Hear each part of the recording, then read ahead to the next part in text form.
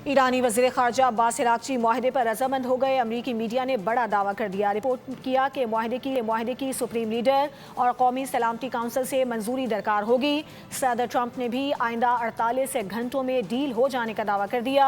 उधर ईरान के सरकारी टीवी ने भी कहा है कि ओमान के साथ मुज़ाकरात नए मरहले में दाखिल हो गए।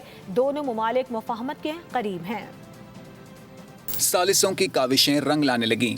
ईरान अमरीका मुज़ाकरात में पेशरफ्त होने लगी। ईरानी वज़ीर ख़ारजा अब्बास अराग़ची मुआहदे पर रज़ामंद हो गए। अमरीकी मीडिया ने बड़ा दावा कर दिया। न्यूयॉर्क पोस्ट ने लिखा कि मुआहदे की सुप्रीम लीडर और कौमी सलामती कौंसिल से मंजूरी दरकार होगी। सदर ट्रंप ने भी आइंदा 48 घंटों में डील हो जाने का दावा कर दिया। कहा कि ईरान के साथ अच्छी बातचीत जारी है, जल्द मामला तय हो जाएंगे। अमरीकी सदर के एलची स्टीव विटकॉफ के ईरान और ओमान के वज़ीर ख़ारजा के दरमियान फ़ोन पर राब्ते हुए हैं। उधर ईरान के सरकारी टीवी ने भी कहा है कि ओमान के साथ मुज़ाकरात नए मरहले में दाखिल हो गए।